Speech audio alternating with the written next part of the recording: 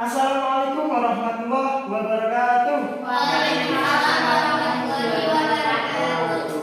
Bagaimana anak-anak kabar hari ini? Alhamdulillah, luar biasa. Yes. Tetap semangat. Tetap semangat. Mas bilang biasanya tetap semangat gitu. Iya. Yoyo, Pak. Tuh.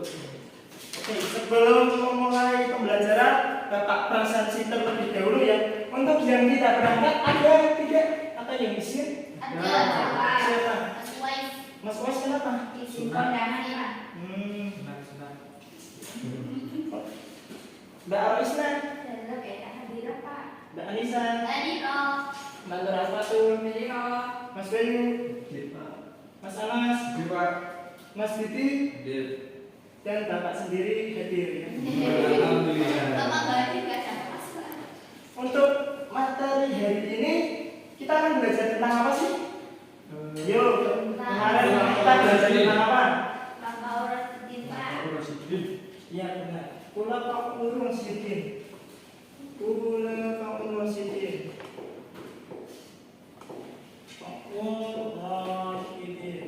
Kula Qaulun Sidin itu ada berapa sih kemarin?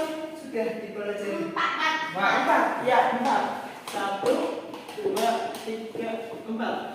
Yang pertama siapa? Siapa Mas Didi? Yang pertama siapa Mas Didi? Abu Bakar. Ya, Abu Bakar. Yang kedua? Umar bin Khattab. Yang lainnya? Yang ketiga siapa? Usman. Umar. Usman. Ya benar. Yang terakhir Mas Anas. Siapa Mas Anas? Ali Abi Thalib.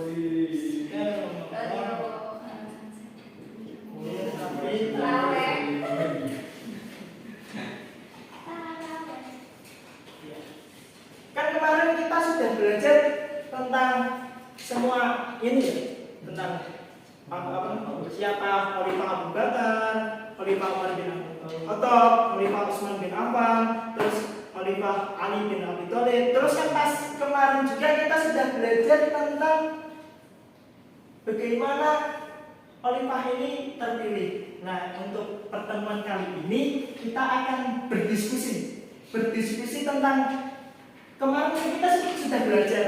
Berarti kan sudah ada kayak yang diperoleh dari masa khalifah tersebut. Dan untuk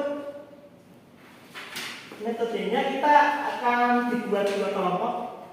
Nanti setiap kelompok itu berdiskusi tentang substansi dan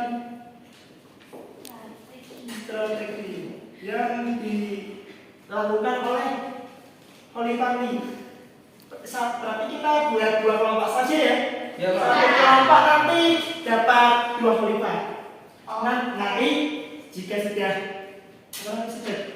sudah didiskusikan, nanti dipresentasikan ke depan. Nanti setiap kelompok yang berarti belum maju nanti bisa bertanya. Ya, bisa didiskusikan terlebih dahulu.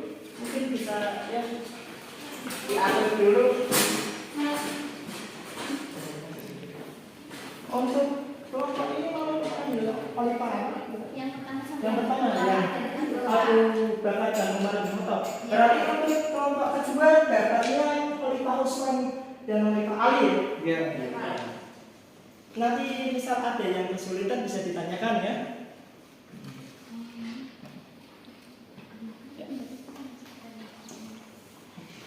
Nanti untuk metodenya semua kelompok maju ya. Satu kelompok misal kelompok satu yang sudah siap maju mempresentasikan apa yang sudah didapatnya. Siap, Pak. Apakah sudah selesai? Sudah, Pak. Sudah. Kelompok siapa dulu yang ingin maju? Satu, Pak. Kelompok satu apa dua? Satu. Satu. Ya, silakan. Silakan kelompok satu. Satu semua ya, Pak. Ya. Maju semua. Satu kelompok satu kan semua. Nanti kelompok 2 bisa disimak ya. Nanti tanyakan apa yang kurang jelas. Ya, bisa dimulai.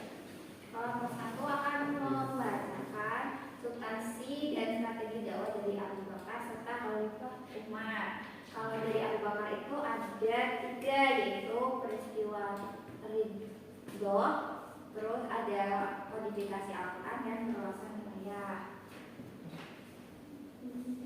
Ya, substansi dan strategi dakwah Umar bin Khattab ada 3 juga. Yang pertama mengatur administrasi negara, yang kedua mengeluarkan undang-undang, yang ketiga membentuk departemen. Ya, kita kasih tepuk tangan dulu kepada kelompok 2 ada yang ingin ditanyakan tidak? Oh, ada. Ya, apa? Ya, Mas Bayu.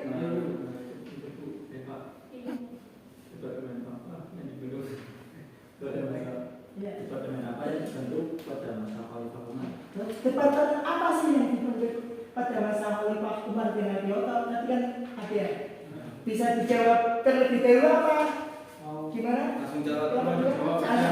Pak. Beberapa departemen yang didirikan oleh Umar bin Khattab untuk menyokong roda pemerintah adalah Jawara Kepolisian yang bertugas menjaga keamanan dan ketertiban, penerbitan sistem pembayaran gaji dan pajak tanah, mendirikan pengadilan dalam rangka memisahkan lembaga yudikatif dan eksekutif. Dalam departemen umum mendirikan Baitul Mal yang pada masa Umar mulai diterbitkan mata uang dan ditetapkan rupiah dengan hitungan hijrah Rasulullah SAW ke Yathrib sebagai tahun pertama Hijriah. Bagaimana kelompok 2? Bagaimana Mas Bayu? Jawabannya sudah cukup. Ya, apa ada lagi dari kelompok 2 yang ingin ditanyakan? Ada Pak. Ya, apa Mbak Nur? Ini kenapa kodifikasi Al-Quran dilakukan pada masa Khalifah Abu Bakar? Kenapa sih dikodifikasikan Al-Quran? Langsung jawab ya Pak. Iya. Ya, kenapa itu ada kodifikasi Al-Quran? Karena pada saat perang Ridho itu menimbulkan banyak korban termasuk para penghafal Al-Quran. Nah, ini sangat mengkhawatirkan dan mendapatkan kerugian pada masa itu. Nah, oleh sebab itu Umar bin Khattab mengusulkan pada Abu Bakar untuk mengumpulkan tulisan-tulisan Al-Quran menjadi satu buku, dan itu namanya kodifikasi Al-Quran. Ya. Bagaimana Mbak Nur? Apakah jawaban dari kelompok 1 sudah puas? Sudah Pak. Sudah, ya. Terima kasih untuk kelompok 1. Kita beri aplaus. Dan bisa dilanjut ke kelompok yang 2. Terima kasih kelompok 1. Tadi kan sudah tentang Khalifah Abu Bakar dan Khalifah Umar bin Abi Thalib. Berarti sekarang Khalifah Utsman dan Khalifah Ali. Ya, bisa disampaikan. Baik, kami dari kelompok 2 izin mempresentasikan hasil dari diskusi kami. Nah, selama kurang lebih 12 tahun masa pemerintahannya, ini mengenai Utsman bin Affan dulu ya. Selama kurang lebih 12 tahun masa pemerintahannya banyak terjadi gejolak internal, terutama paruh terakhir masa pemerintahannya. Adapun beberapa hal yang terjadi dan menjadi strategi kepemimpinan Utsman bin Affan adalah perluasan wilayah dan pembukuan Al-Quran.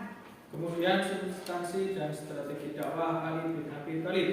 Masa pemerintahan Sayyidina Ali bin Abi Thalib yang singkat dihabiskan untuk meredam beberapa pemberontakan yang terjadi. Beberapa strategi dan ketetapan Ali bin Abi Thalib diantaranya yang pertama yaitu memecat kepala-kepala daerah yang kurang cakap, dan yang kedua mengambil kembali tanah-tanah yang dibagikan pada masa Utsman bin Affan kepada kerabatnya tanpa jalan yang sah.